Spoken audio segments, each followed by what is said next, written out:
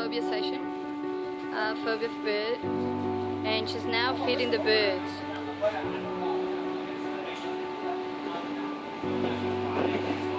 That's it, they're having nice French fries.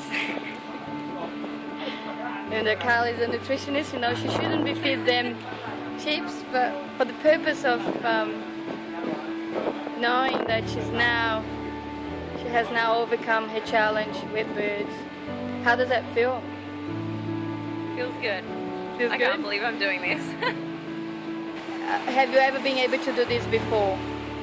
Not that I remember. No. And how calm and comfortable are you feeling right now with them this close to you?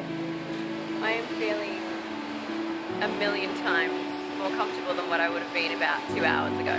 Yeah, okay. Yeah. Just so people know, so before we did the session, out of 10, what was the intensity of your fear? I would say for something like this, it would have been an 8 or a 9. Like, I wouldn't have been able to do this. Yeah. And now what it is Now, out of 10? I would say out of 10, you know, a 2. A 2. Yeah.